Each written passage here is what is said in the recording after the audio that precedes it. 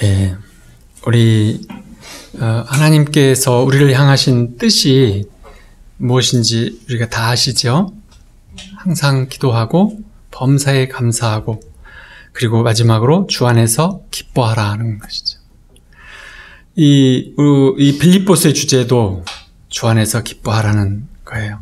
주 안에서 항상 기뻐하라. 내가 다시 말하노니 또 기뻐하라. 우리 환난 많은 우리 삶에서 정말 가능한 일일까요? 여러분들도 한번 자신에게 질문을 해봅니다. 우리는 주 안에서 항상 기뻐하고 또 기뻐하며 살 수 있을까요? 이렇게. 이제 이 로마 감옥에 갇혀 있으면서 바울은 빌립보 교인들에게 이 서신서를 썼는데, 이제 자유로운 삶을 살고 있는 빌립보 교회에 선교 헌금을 많이 하고 말씀 안에 바로 서 있는 이 빌립보 교회를 향해서 주 안에서 기뻐하라고 이렇게 권면을 하세요. 비록 갇혀있지만 기쁨이 충만한 사도 바울은 우리에게 주 안에서 항상 기뻐하라 이렇게 말씀을 주심으로써 도전을 주시죠. 우리는 인생을 살아가면서 너희 기쁨의 중심에 무엇이 있느냐? 우리는 무엇으로 인해서 기뻐하며 사느냐? 라고 물으시는 거죠. 3절에 보면 내가 너희를 생각할 때마다 나의 하나님께 감사하며. 왜냐하면 사도 바울은 복음의 전도하는 길에서 이 빌립보 교회는 늘 선교 헌금을 보내주었어요. 에바브로 디도를 통해서 이 서신서 보내기 전에도 헌금을 들고 왔었어요. 4절에 보면 간구할 때마다 너희 무리를 위하여 기쁨으로 항상 간구함은, 바울은 이 빌립보 교회를 생각하고 그 교인들을 한 분 한 분 생각할 때마다 너무 기쁘다는 것이에요.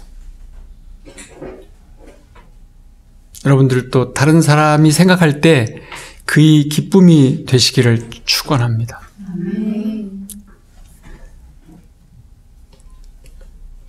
중요한, 기초면서도 중요한 것은 집에 들어갈 때 온 가족의 기쁨의 통로가 되면 더 좋죠.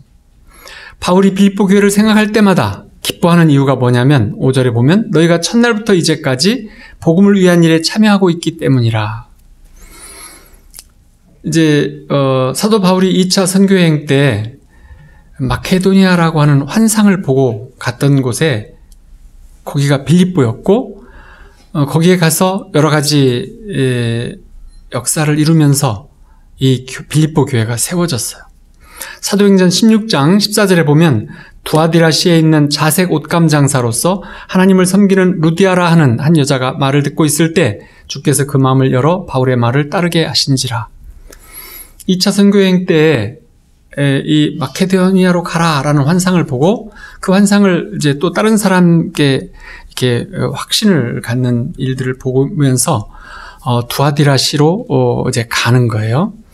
그곳에 가자 성령께서 고급 옷감 장사를 하는 약간 상류층에 속하는 부유한 루디아의 마음을 열어서 바울의 말을 듣게 하고 믿음을 주시죠. 자색 옷, 예수님이 입었던 통으로 된 옷이 자색 옷이었어요. 통으로 된 옷은 굉장히 귀한 옷이었어요.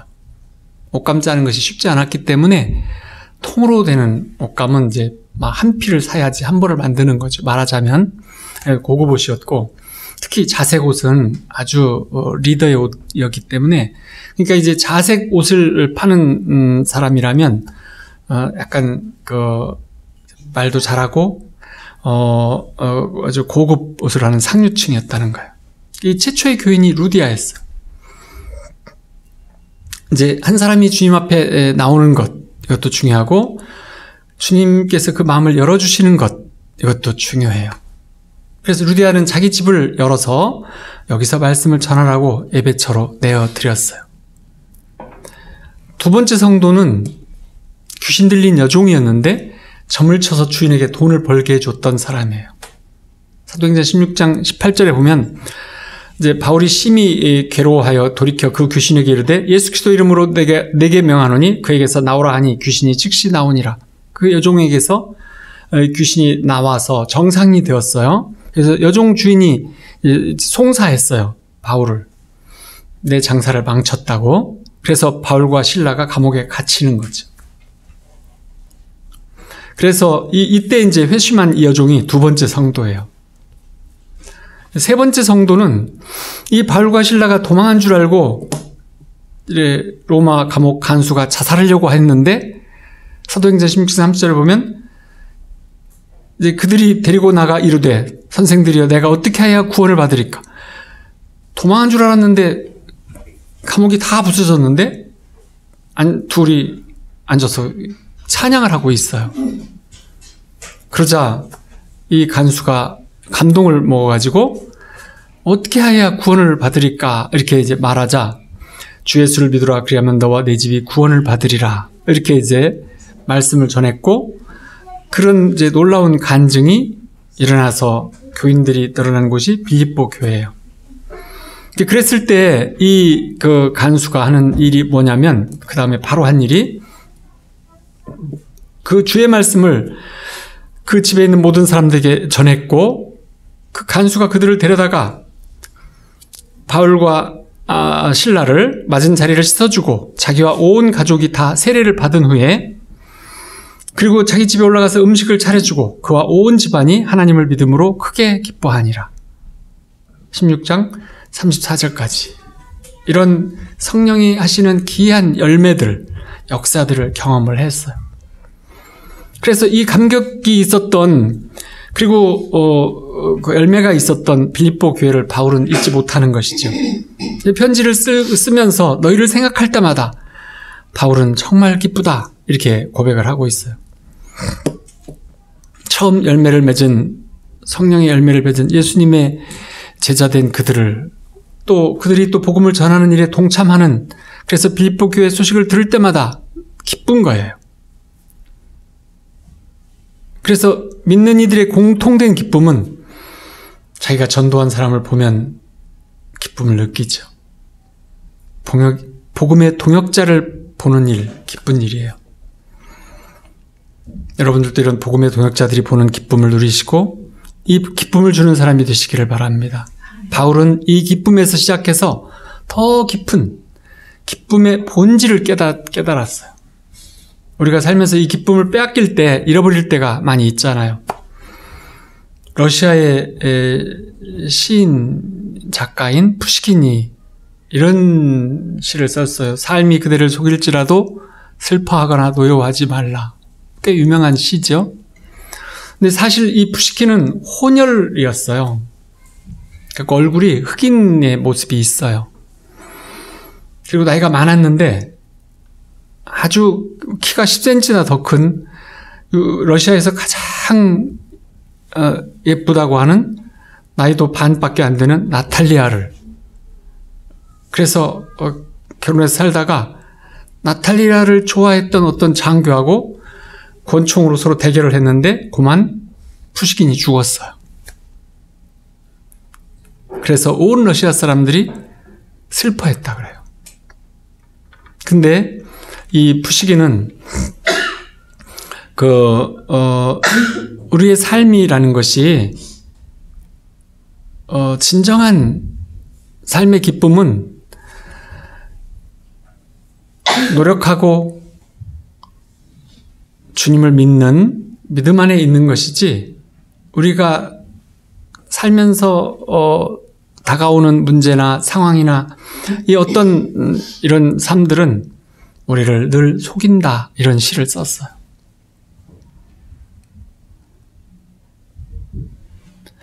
빌립보서의 주제는 주 안에서 기뻐하라는 것인데 그리스도인의 기쁨의 본질은 무엇인가 이것을 이제 한번 생각해 봐야 하죠.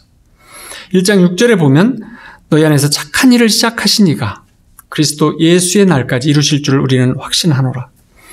기쁨의 중심, 기쁨의 본질을 바울은 빌립보서 전체를 통해서 설명을 쭉 하고 있는데 그 중에서 우리 안에서 착한 일을 시작하신 이가 누구예요? 성령님이시죠. 예수님이세요. 하나님께서 우리 안에서 주님의 일을 진행하고 있다는 것. 그래서 우리 믿는 자들에게는 예수님을 모시고 사는 삶을 살면서 그 성령께서 그 그리스도 예수와 닮아지는 날까지 그분이 우리 안에서 뭔가를 계속 진행하시는데, 성화 과정을 진행하시는데 우리는 그분을 의지할수록 그 역사와 시간이 짧아지고 더 큰 성화가 빠른, 더 큰 믿음의 사람으로, 사랑의 사람으로 된다는 거예요. 7절, 8절에 보면 너희가 다 나와 은혜에 참여한 자가 됨이라. 내가 예수 그리스도의 심장으로 너희 무리를 얼마나 사모하는지. 그래서 사도 바울은 예수 그리스도의 심장에서 사모함이 나오고 기쁨이 나온다는 거예요. 복음의 동역자들에게 내가 너희가 정말 그립고 정말 보고 싶다. 근데 얼마만큼 보고 싶으냐면 예수 그리스도에서 심장에서 나오는 사랑으로 기뻐하는, 사랑하는 그 마음만큼 그렇다. 이렇게 설명을 하고 있어요. 9절에 보면 내가 기도하노라 너희 사랑을 지식과 모든 총명으로 점점 더 풍성하게. 그래서 바울은 이 기도하는 곳에서 하는 기도 중에서 보면 하나님을 향한 너희 사랑이 더 풍성하기를 원한다는 거예요. 우리의 사랑이, 하나님을 향한 사랑이 더 많아지기를 원한다는 것이죠. 그렇게 되면 사랑하는 자에게 마음을 열어서 자신을 주시기를 기뻐하시는 하나님은, 하나님께서 사랑하는 자에게는 자신을 주시는데 하나님이 주시는 말씀을 보고 들어서 아는 지식과 또 그걸 통해서 깨닫는 지혜, 또 뭔가를 하늘의 지혜를 주시는 것을 보고 들어서 지혜가 풍부해지는 그런 삶을 살게 해주시죠.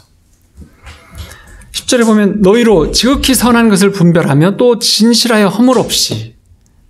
그런데 여기에서 보면 이제 항상 기뻐하는 삶을 살려면 지극히 선한 것, 하늘에서 주시는 것, 하나님이 주시는 것, 성령께서 주시는 것인지 아니면 이 땅의 기쁨인지 이거를 분별하고 살아야 한다는 거예요.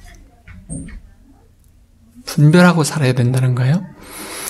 땅의 것과 하나님의 것, 하늘에서 주시는 기쁨과 땅에서 주는 기쁨을 구별해야 된다는 거예요. 땅에 주는 기쁨은 뭐예요? 웃음이 있는 기쁨들이에요. 하늘에서 주시는 기쁨은 저 안에서 차오르는 어떤 만족함의 기쁨이고, 빌립보 교회를 위한 바울은 기도하면서 이 진리에 대한 지식과 말씀을 깨닫는 지혜, 이런 것들을 통해서 하나님의 사랑이 점점 더 그 마음 안에서 풍성해지기를, 하나님을 향한 사랑이 더 많아지기를 원하는 기도를 하고 있어요. 신앙생활을 이렇게 스타일을 보면은 이제 어떤 그 체험적인 신앙을 좋아하는 분들이 있는가 하면 이성적 신앙을 좋아하는 분들이 있어요. 그래서 우리 보면 이제 이성보다 감정이 강한 분들은 이제 체험을 좋아해요. 그래서 이런 분들은 이제 다른 기적, 또 하나님의 역사, 성령의 열매, 이런 것들을 추구하면서 그의 신앙 모습이 늘 어떤 그 체험에 가까이 가 있어요. 그리고 또 그와 또 다른 그 이성적인 신앙을 갖는 분들은 이 복음을 성경 지식으로 많이 알고 싶어 해요. 그래서 매우 이성적으로 나의 이성을 가지고 나의 판단력을 가지고 그래서 그 하나님하고 친밀해진다든지 어떤 그런 어떤 감격적인 체험을 하기보다는 그거는 순간적인 것이고 그러면서 이제 머리로 믿기 쉬워요. 근데 그런 분들은 주로 말이 살아있는 경우가 많아요. 말이가 아니고 말만 살아있는 경우가 많죠. 바울은 이 감정적 체험과 이성적 체험이 함께 해야 한다. 그래서 지식과 지혜라고 해서 이 두 가지, 성령께서 인도해 주시는 지혜, 또 성경과 하나님을 아는 지식, 이 두 가지의 균형이 있어야 된다. 이렇게 설명을 하고 있어요. 그래서 우리는 이제 체험도 중요해요. 둘 다 중요한 거예요. 양 날개와 같은 거니까. 독수리 양 날개와 같아요. 성령의 양 날개와 같아요. 말씀과 성령, 체험과 하나님을 아는 지식, 이거 굉장히 중요해요. 근데 이제 이 감정이 어디서 와야 하냐면 하나님을, 말씀을 깨달아서 아는, 하나님의 마음을 깨달아서 아는 그 감격 속에서 하나님을 사랑하는 것이 먼저 와야 한다라고 설명하고 있어요. 그래서 우리가 기도의 응답을 받는다든지 성령의 충만함을 받는다든지 이런 체험이 왔을 때 성령께서 함께 하심을 믿고 감사로 받으면서 우리는 늘 기뻐하는 삶을 살 수 있게 된다는 것이죠. 바울은 하나님 말씀을 깨달음의 감격에서 내 믿음이 바로 서기를 원한다 이렇게 말을 하고 있어요. 그래서 말씀들을 깨닫는 것, 하나님의 우리를 향하신 어떤 그 계획과 구원 계획들을 믿는 것, 그걸 깨닫는 일 굉장히 중요하다. 거기에서부터 감격에서부터 출발해야 한다. 이렇게 말하고 있어요. 이건 굉장히 중요한 일이에요. 왜냐하면 말씀을 통해서 하나님이 이 세상을 사랑하셔서 우리를 구원하는 역사적 은혜의 자리에 우리는 선택받아서 서 있는 자기 자신을 보라는 거예요. 구원의 섭리 가운데 우리가 그 안에 선택을 받아서 은혜의 자리에 서 있다. 이것을 우리는 그런 자신을 늘 바라보라는 것이죠. 그래서 우리는 구원의 완성인 성화 과정을 가고 있는 모습들을 우리는 그 중간에 있다라는 것을 확실하게 믿음으로 붙잡으라는 것이에요. 영광스러운 하나님의 구원 계획, 이건 큰 그림이죠. 저와 여러분들이 선택받아 성화되는 과정과 구원의 완성인 그림, 그건 그 속에 있는 좁은 그림이에요. 그 그림을 통해서 우리 자신을 보라는 거예요. 두 그림을 봐야 된다는 것이에요. 나를 위해서 십자가를 지신 예수님을 바라보고 부활하셔서 함께 하시는 우리 성령님을 또 느끼고 그리고 재림하시는 예수 그리스도를 기다리는 삶. 이런 삶이 이런 마음이 우리 기쁨의 근원이요 기쁨의 본질이 되어야 된다 이 말씀이죠. 베드로전서 1장 8절에 보면 예수를 너희가 보지 못하였으나 사랑하는도다. 이제도 보지 못하나 믿고 말할 수 없는 영광스러운 즐거움으로 기뻐하니. 이 베드로는 소아시아 사람들이 그 핍박받는 속에서 기쁨을 받고 있는 것을 이렇게 표현을 했어요. 소아시아가 지금 어디죠? 터키. 예, 잘 아시네요. 터키에 보면은 지하 동굴이 많이 있어요. 지하 동굴이 심지어는 10층까지 있대요. 지하 10층. 햇빛을 못 보고 사는 거예요. 들키면은 잡혀가면 죽으니까. 그러니까 정말 고통스러운 삶, 인내하는 삶, 그런 삶을 사는데도 그분 성령님과 함께하는 삶, 하나님을 예배하는 삶, 예수님과 함께하는 그 영광을 누리는 삶을 그 속에서 살았다는 것이에요. 7, 8층에 있는 4, 50명이 들어갈 만한 십자로 만들어진 공터에서 예배를 드렸대요. 그래서 굴이 쭉 길게 복잡하게 있으면 한 7층, 8층쯤 지하로 내려가면 거기에 이제 십자가 형태의 넓은 공터가 나오는데 거기가 예배 처소라는 거예요. 층층마다 살고 있고 근데 베드로는 예수님을 본 적이 없는, 그렇지만 이렇게 믿음이 강한 이 터키, 소아시아의 그들을 보면서 너희는 영광의 즐거움에 참여하는 자들이다. 그래서 정말 영광의 기쁨을 누리고 산다. 이렇게 인정을 해주는 거죠. 지극히 선하시면서, 지극히 사랑이 많으시면서, 지극히 불쌍히 여김을 주시는 우리 하나님은 우리가 기뻐할 만한, 우리가 믿고 신뢰하면서 기쁨을 찾을 만한 그런 분이시죠. 그런데 우리가 살면서 어떤 문제가 생기고 상황이 오면 우리의 중심이 무너지면서 기쁨을 잃어버리게 되는 거죠. 그런 경험이 많이 있죠? 그렇게 살지 말라는 거예요, 바울은. 우리 마음 중심에 예수 그리스도가 계시다면 평강과 기쁨이 중심을 꽉 잡고 그리고 그 주님을 크게 보고 있다면 이 땅에 사는 데 있어서 나타나는 문제나 상황들은 그보다 다르게 보이는데 작게 보인다는 것이에요. 문제가 마음 전면을 꽉 차지해가지고 중심을 꽉 차지하고 있으면 하나님에 대한 믿음도 하나의 어떤 상황이나 문제처럼 그 전면 뒷면으로 중심에서 비켜나 있게 된다는 것이에요. 우리 마음 중심의 전면에 그 마음은 항상 예수 그리스도의 주시고 예수 그리스도와 소통하면서 예수 그리스도께서 주시는 평강과 기쁨과 안식으로 채우고 있다면 어떤 상황이나 문제들도 그 앞면, 정면, 중앙에 있지 못하고 뒷면이나 옆면에 적게 위치할 수밖에 없게 되는, 이것이 우리 마음을 쓰는 진리라는 것이에요. 그래서 이제 바울의 기쁨, 전도의 기쁨을 또 말하고 있어요. 빌립보서 1장 14절에 보면 형제 중 다수가 나의 매임으로 말미암아 주 안에서 신뢰함으로 겁없이 하나님의 말씀을 더욱 담대히 전하게 되었느니라. 어떤 이들은 투기심과 분쟁으로, 어떤 이들은 착한 뜻으로 그리스도를 전파하나니, 그러면 무엇이냐? 거칠애로 하나 참으로 하나 무슨 방도로 하든지 간에 전파되는 것은 그리스도니 이로써 나는 기뻐하고 또한 기뻐하리라. 어떤 사람들은 막 투기로 막 이 전도를 하는데 저 사람이 셋 하면 나는 5 할 거야 막 이러면서 이게 시기심으로 막 이 전도를 하는 사람도 있고, 어떤 사람은 예수 그리스도를 정말 기쁘게 전하고 있는 착한 뜻으로 전하는 사람도 있고, 이렇게 있지만은 내가 어느 편에 속하는 게 아니라 둘 다 나는 기쁘다. 왜냐하면 주님이 전파되는 것은 예수 그리스도니까 난 예수 그리스도만 생각하면 내 기쁨은 충만해진다. 바울은 지금 이렇게 말하고 있어요.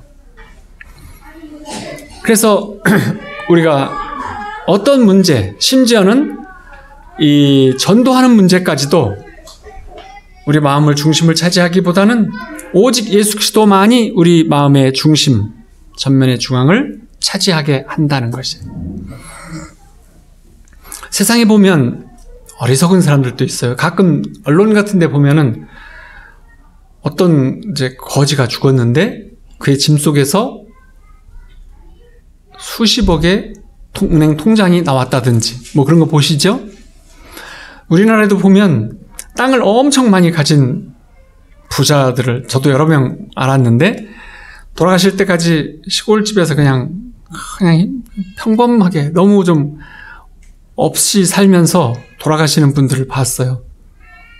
자녀들은 이제 그 재산 갖고 싸우고 얼마나 많은 재산, 땅이 있는지 알 수 없어요. 근데 팔아서 쓰는 건 절대 안 해요. 그리고는 그렇게 좀 자녀들이 싸우더라고요. 근데 이제 정말로 우리가 예수 믿는 자, 예수님과 소통하는 자, 예수님의 제자된 자, 아들은 아무것도 가진 것이 없는 것 같지만 모두를 가진 자예요.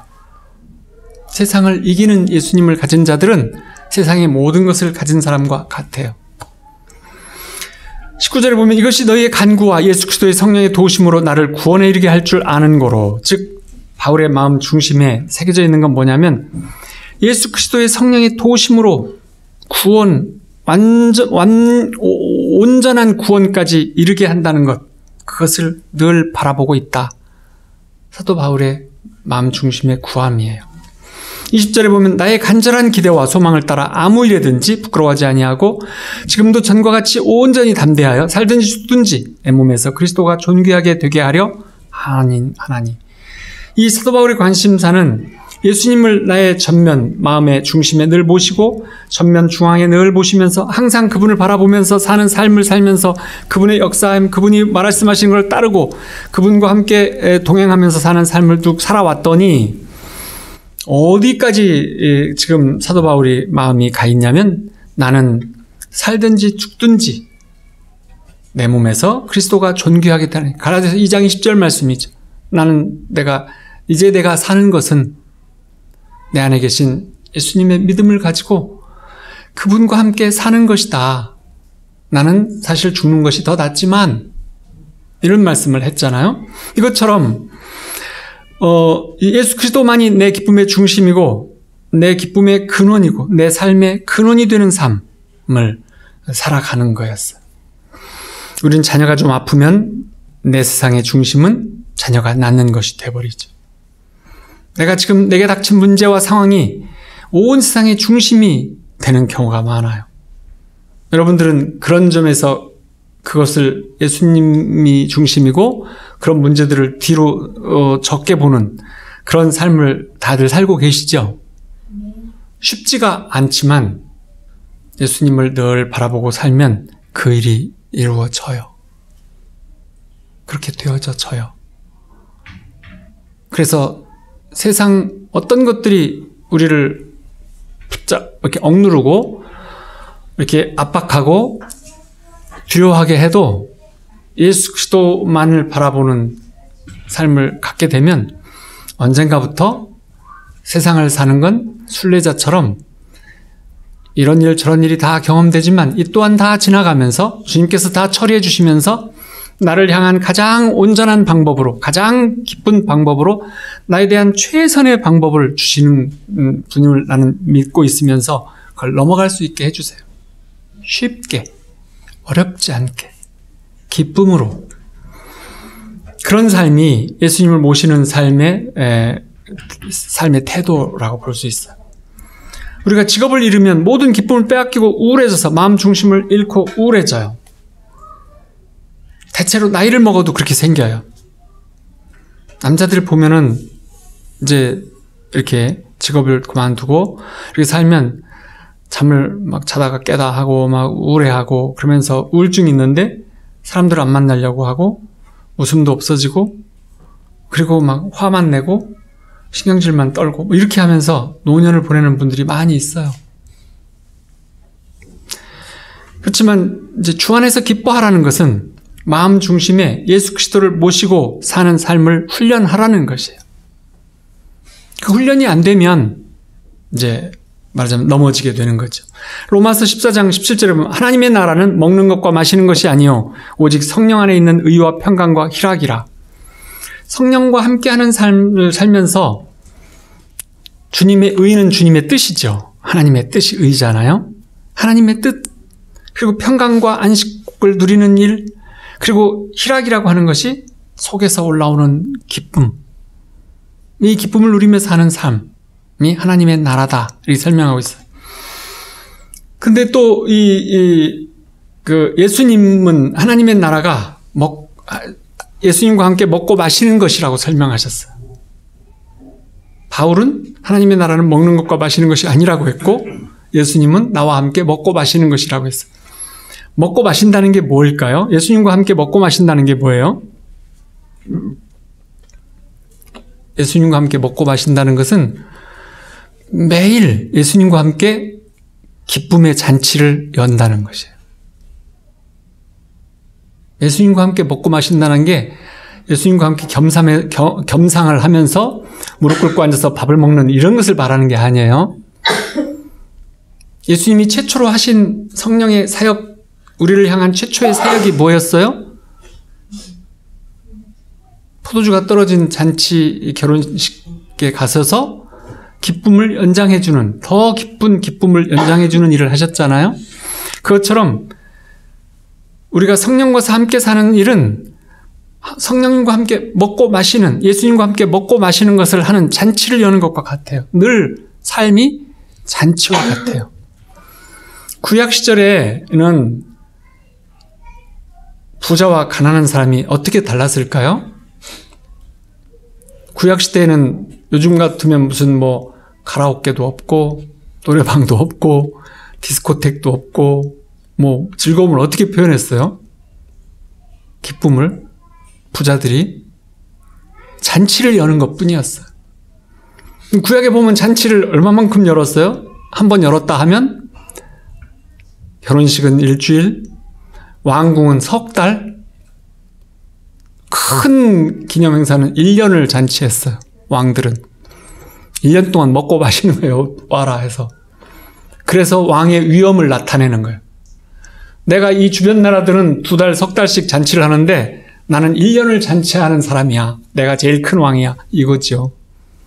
왕들도 다 그게 생각이 있어서 하는 거예요. 우리가 볼 땐 좀 이상하지만. 그런데 사실 잔치를 한다는 것은 뭐예요?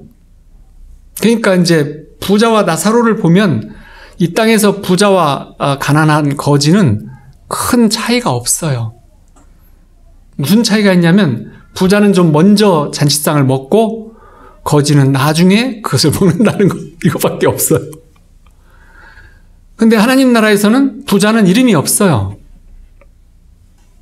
거지는 이름이 누구예요? 나사로, 하늘나라의 부자였어요. 하나님 나라의 이름을 가진 자, 이것이 귀한 거죠.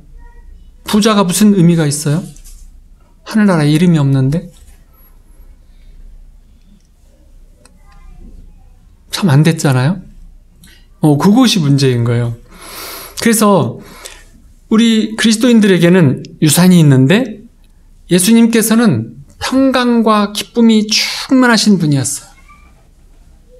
제가 언젠가 예를 들었잖아요. 얼마만큼 평강과 기쁨이 많으신 분이었다고요? 평생을 잔치하시는 분이세요.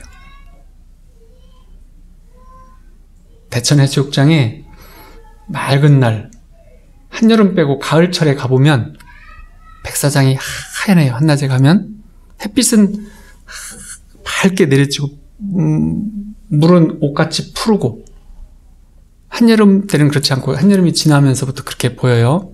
근데 그리고 굉장히 그래서 흰색을 많이 쓰잖아요. 푸른색과 흰색. 바닷가에서 보면 프랑스 남부라든지 어디든지 보면 지중해 주변이나 다 흰색과 푸른색과 붉은색 기와 이거를 많이 쓰죠. 그게 이제 햇빛을 많이 받는 기쁜 마음의 표현인 색들이죠.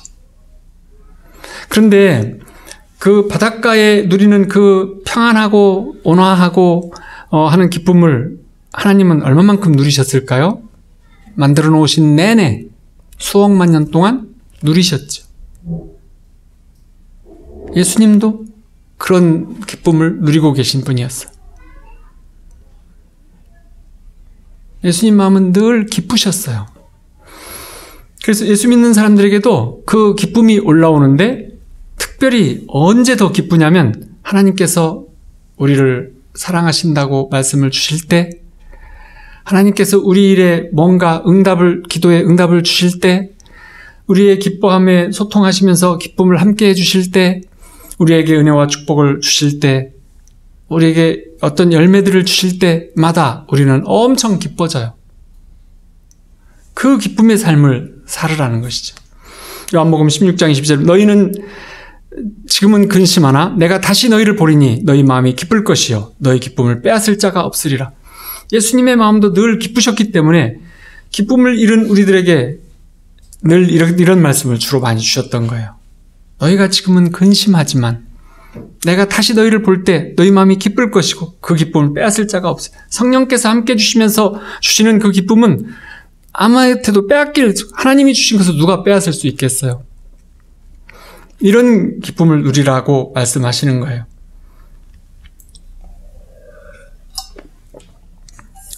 바울이 빌립보 교회에게 말씀하시는 것은 우리 중심의 문제와 상한 감정, 이 땅의 어떤 삶의 여러 가지 문제들, 상황들, 이런 것들을 차지하고 있다면 평생 기뻐할 수가 없다.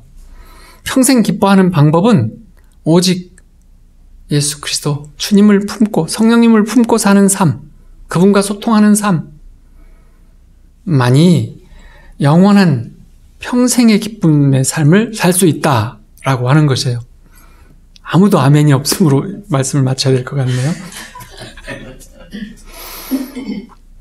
한번 이제 결론적으로 주 안에서 항상 기뻐하는 방법은 이런 거예요.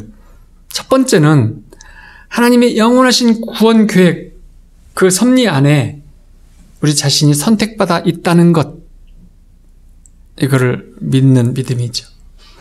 두 번째는 이제 그런 일을 우리를 위해서 십자가에서 대속해 주신 예수 그리스도께서 그 일을 해주셨고, 그래서 우리와 함께 하시면서 부활하신 그분이 내 마음 모든 것이 되어주시는, 내가 바라는 나의 모든 것이 되시는 주님이라는 찬양하잖아요. 그 모든 것이 되어주시는 그 주님을 마음 중심에 모시고 산다면 우리는 이 땅을 살면서 오는 여러 가지 문제와 상황들을 대면할 힘이 생겨요.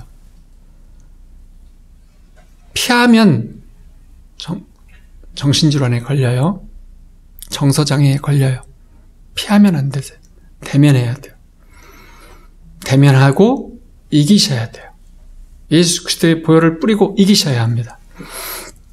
세 번째 보면 우리의 몸의 아픔과 삶의 고통, 즉 문제와 관계의 깨짐, 이런 모든 것들을 통해서 하나님께서 나를 성화의 과정에 쓰시는 도구였다, 그러니까 우리의 삶의 모든 고통이나 문제나 관계에 깨진 아픔 이런 것들은 하나님께서 나를 성화 과정에 쓰시던 하나의 도구들이었다. 이것을 깨달으셔야 합니다.